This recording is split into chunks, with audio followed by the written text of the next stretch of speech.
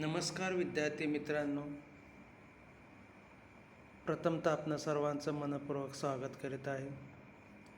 मागील काही भागापासून आपण आर्थिक क्रियांमधील तृतीय आर्थिक क्रिया याविषयी आपण माहिती अभ्यासत होतो. या अगोदर आपण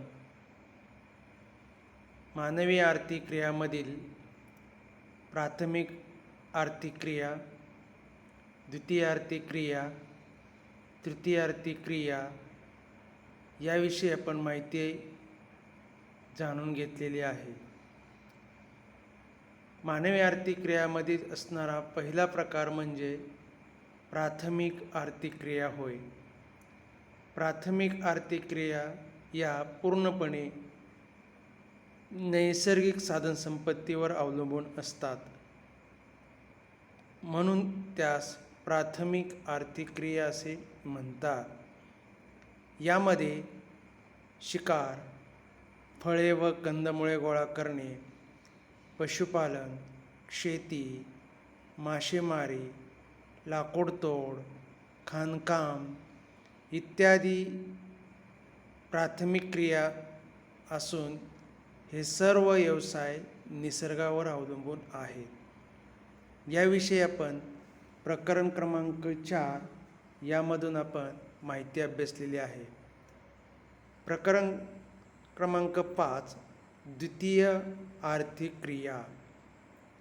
कच्च्या मालाचे पक्क्या मालात रूपांतर करण्याच्या प्रक्रियेला द्वितीय आर्थिक क्रिया असे म्हटले जाते.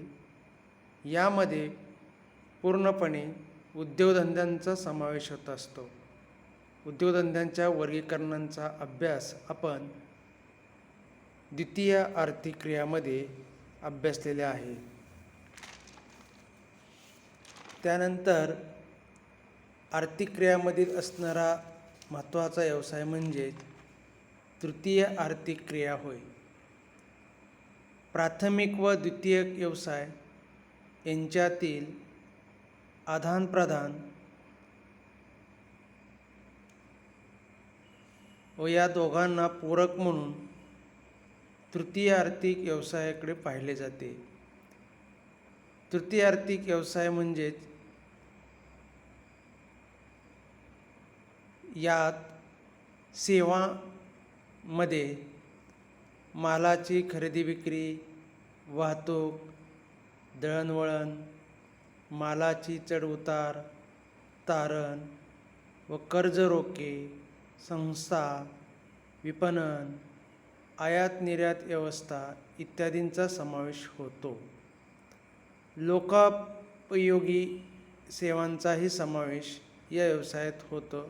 उदाहरणार्थ धारवाला, भाजी विक्रेता, दुकानदार, प्रवासी वाहतूक, टपाल सेवा इत्यादी या सर्व व्यवसायांना तृतीय आर्थिक व्यवसाय असे म्हणतात. या व्यवसायात केवळ सेवा दिली जाते व तिच्या बदल्यात मोबदला घेतला जातो, म्हणून या व्यवसायांना सेवा व्यवसाय असेही म्हटले जाते. अशा पद्धतीने आपण प्राथमिक, द्वितीय व तृतीय या व्यवसायाची आपण माहिती अभ्यासलेली आहे. अलीकडच्या काळामध्ये अजून 2 मानवी आर्थिक क्रियाचा समावेश करण्यात आलेला आहे. त्या 2 क्रिया म्हणजेच चतुर्थ आर्थिक क्रिया व पंचक आर्थिक क्रिया. यास quaternary activities and quinary activities असेही म्हणतात. तर आजच्या भागामध्ये आपण चतुर्थ व्यवसाय व पंचक आर्थिक व्यवसाय याविषयी आपण माहिती अभ्यासणार आहोत. तृतीय आर्थिक व्यवसायांचा आणि त्यातील सेवांचा विचार करता या व्यवसायाच्या स्वरूपात खूप भिन्नता आहे. तसेच या सेवांच्या प्रकारांचा आवाकाही मोठा आहे. हा आवाका व भिन्नता लक्षात घेऊन सद्यस्थितीत या सेवांचा चतुर्थक व पंचक व्यवसायात वर्गीकरण केले गेले आहे. त्यामध्ये आपण प्रथम चतुर्थ व्यवसाय म्हणजे काय आणि त्यामध्ये कोणकोणत्या व्यवसायांचा समावेश होतो याविषयी आपण माहिती अभ्यासणार आहोत.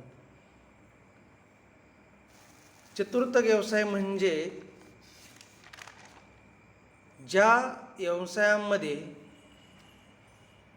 चिंतन, संशोधन, कल्पनांचा विकास होत असतो अशा व्यवसायांना चतुर्थ व्यवसाय असे म्हणतात.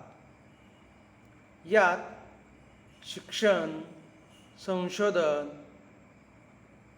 माहिती आणि विकास यांचा समावेश होतो. तसेच उदाहरणार्थ वित्त नियोजनकार, कर सल्लागार, संगणक प्रणाली विकसक, संख्याशास्त्री,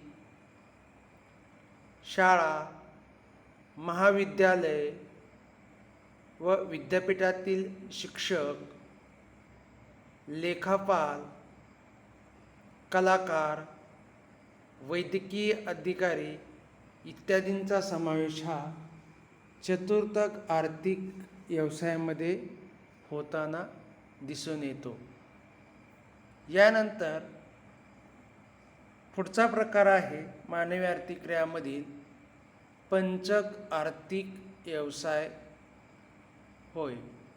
पंचक व्यवसाय म्हणजे काय तर ज्या व्यवसायांमध्ये लोक व उच्चस्तरीय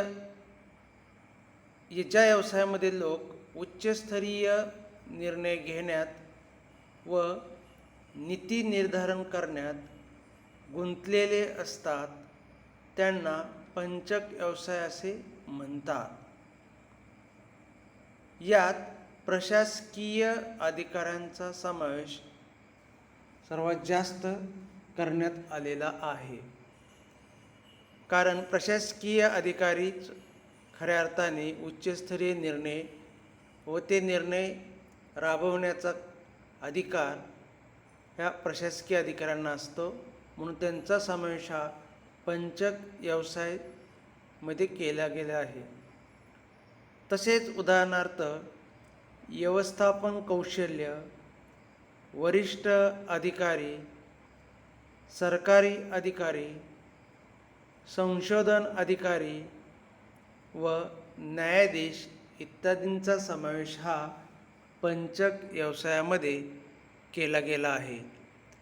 तर अशा पद्धतीने मानवी आर्थिक क्रियांमध्ये अलीकडच्या काळामध्ये तृतीय श्रेणींचा होत असणारा विकास व वाढ यातूनच या दोन श्रेणींचा या व्यवसायांचा विकास झालेला आपल्याला दिसून येतो आणि यामध्ये वेगवेगळे व्यवसायांचा समावेश करण्यात आलेला आहे. खऱ्या अर्थाने हे दोन्हीही व्यवसाय हे बौद्धिक क्षमतेवरती व ज्ञानावर आधारित असणारे व्यवसाय म्हणूनही ओळखले जात आहेत. या दृष्टीनेच या व्यवसायांचा समावेश अलीकडे केला गेलेला आहे. अशा पद्धतीने विद्यार्थी मित्रांनो, पाठ क्रमांक 6 तृतीय आर्थिक व्यवसाय यामध्ये आपण तृतीय आर्थिक व्यवसाय म्हणजे काय, तृतीय आर्थिक व्यवसायांचे प्रकार, त्यावर परिणाम करणारे घटक व चतुर्थक व पंचक आर्थिक व्यवसाय याविषयी आपण थोडक्यात PPTच्या माध्यमातून माहिती जाणून घेतलेले आहे. उद्याच्या भागामध्ये आपण यातीलच काही भाग याच्यावरती आपण माहिती अभ्यासणार आहोत. धन्यवाद.